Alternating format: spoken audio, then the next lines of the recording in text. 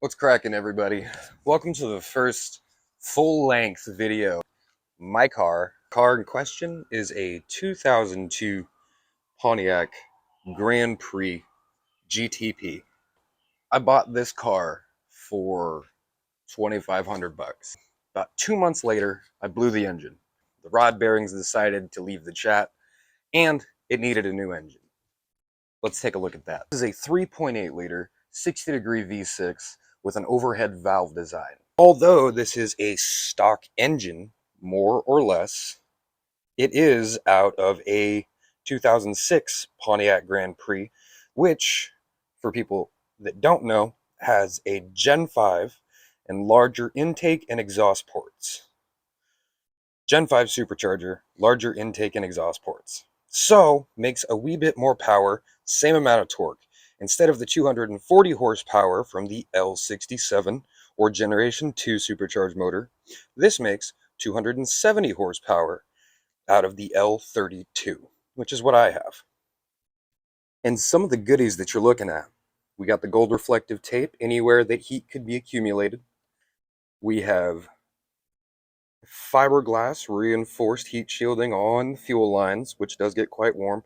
Fiberglass reinforced heat shielding on the oversized spark plug wires, 10.5 mil instead of 7.5. We have these coil packs, which I hear mixed reviews about. Some say they make power, some say they don't. Either way, they make the car run, and that's all that matters. The belt, as well as the coolant hoses, are all from ZZP, so are the wires and these. ZZP is ZZ Performance. They specialize in 3800 motors. Over here, I'm sure you see the telltale sticker. There's a K&N intake. There's also a K&N fuel filter. This is a power jump wire straight from the alternator to my fuse box, running through a 120 amp fuse. That's a 120 amp alternator.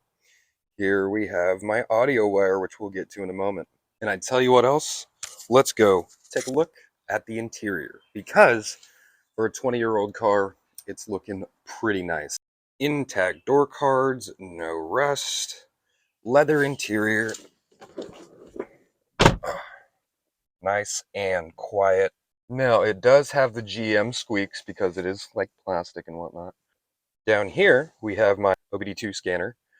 Down here, we have the tablet that I watch every sensor that GM lets me watch from this era, I'm watching.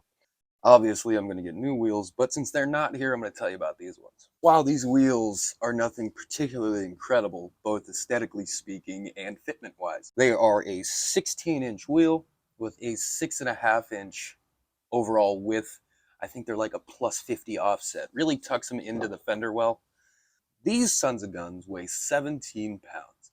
They are made by Anki, which I thought was ridiculous. They're a magnesium alloy wheel, strong, light. So finding aftermarket wheels that weigh less and are bigger has not been easy. Inside of those wheels, we have 10.5-inch brakes. Not nearly enough stopping power, and these ones are warped. I have carbon fiber ceramic brake pads. Yes, there is an upgrade coming in the future. Now let's transition from those wheels and brakes to just give a little gander at the adjustable end links that I installed. And I'm telling you, if you got body roll in an old car and you can get adjustable rear sway bar end links, go ahead and do it. I set this stock sway bar to 0 preload, and it has cut down on my body sway in regular corners during regular driving by a whole lot. It's a very noticeable difference. And one of my favorite parts about the car, I have blinkers in me mirrors, so that's pretty cool. And in the back here, we have these particular taillights from Spider that I sourced myself. I actually thought I was getting knockoff Spiders, and then they showed up in a Spider box. Why that matters is I paid $150 for both taillights, and Spider's website says that these taillights with the red lenses are around $250.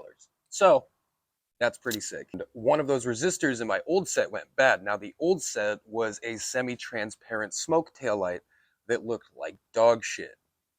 So I got these ones. Now next, let's go ahead and move to the trunk here. Here we have a very old school, early 2000s Sony Exploid or whatever, 10-inch subwoofer, and a very nicely tucked away mini kicker amp, just a little 300. It only runs the sub. It's a mono amp, nothing serious, nothing.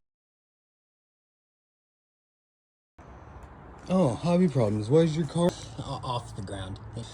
I'll tell you why, respectful viewer. So, this is my engine. It gets hot. The radiator is too fucking small for this style of engine. And because of that, the transmission gets hot because it has transmission cooler lines that plug into the stock radiator.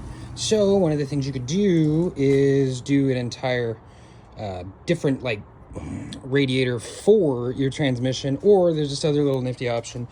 It's a billet aluminum finned transmission pan for a little extra cooling, a little extra. So with the stock pan and everything how it is, once this bad boy gets heat soaked and the coolant stays at 190 degrees for a little bit too long, the transmission fluid is also 190 degrees.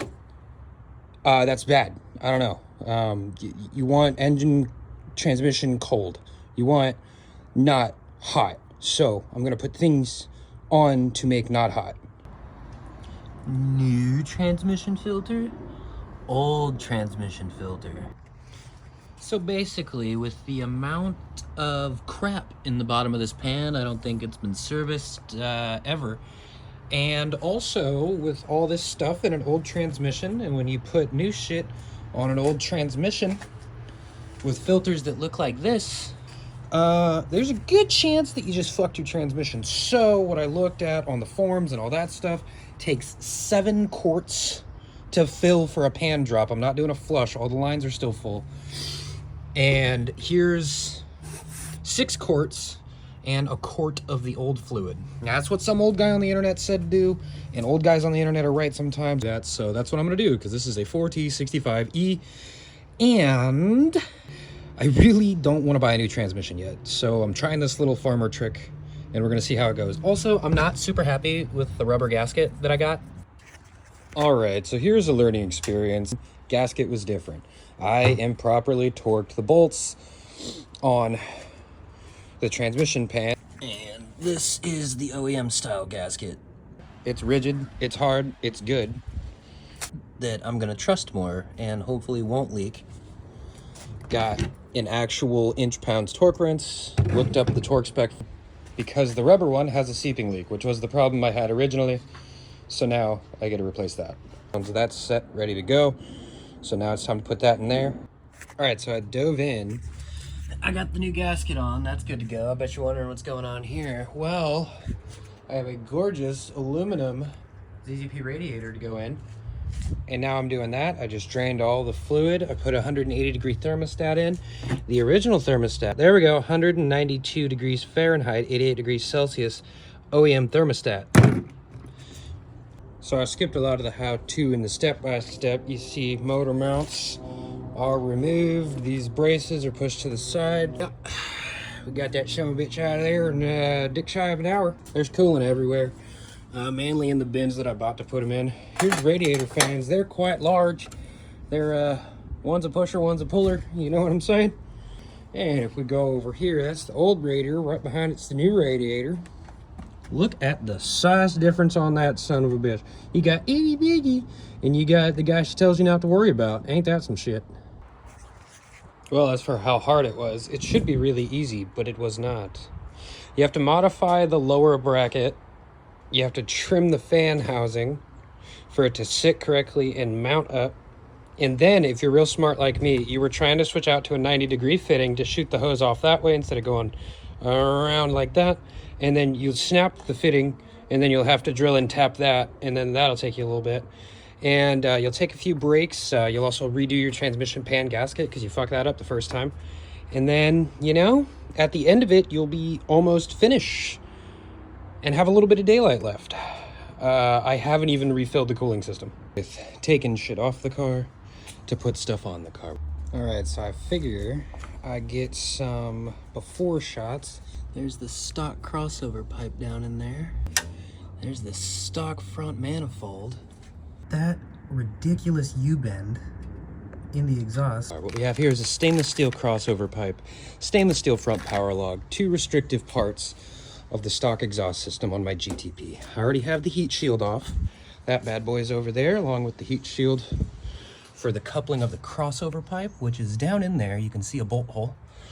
Here's the original crossover pipe. So here's how you get this done. You take off your dog bone mounts, you take out your air box. That gives you full access to the crossover pipe. There's the crossbar that you need to take off to get the air box out. That's what we're doing. Also, when you're doing these exhaust bolts, don't be afraid to soak them sons of guns in PB Blaster. Sit back, have a drink, wait on them, and then massage them off the stud. You're gonna break an exhaust bolt, so make sure you have more on standby so you can simply put it back together. Longer runners into the collector, and now all three are not sharing that choke point.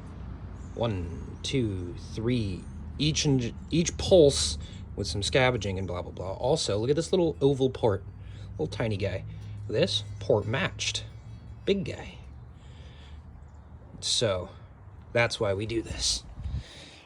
If you give a shit about performance, get quality exhaust parts, because as you can see, this is not only smaller outside diameter because it doesn't have this goofy heat shield, but it is a much larger inner diameter.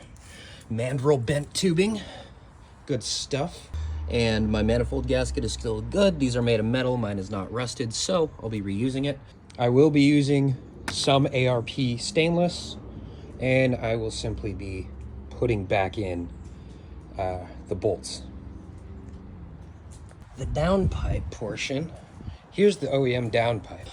Right here it's like 3 inches, and then it just, and then ripple, freaking Brachiosaurus neck. Here's a giant catalytic converter, and look at that shit before it connects to the catback. Just, so that's terrible for flow. Come here, let me show you something. This is a 2.5 inch downpipe, gradual decrease, flex, high flow cat, no stupid bend. So that is gonna pretty much handle it for every restriction on the stock exhaust. All the research I've seen, the rear manifold is good for 350 wheel, and the catback is good for 300 wheel. I only plan to get to about 300 wheel, give or take. And, you know, I gotta tell you, it's been a lot of fun to work on. There's tons of space in the engine bay. None of the bolts for the suspension work has really fought me that much, so that's pretty fun. You know, that's about it. This has been Hobby Problems with another one of my hobby decisions. And tune back into the hobby channel next time you have hobby time. Have a good one.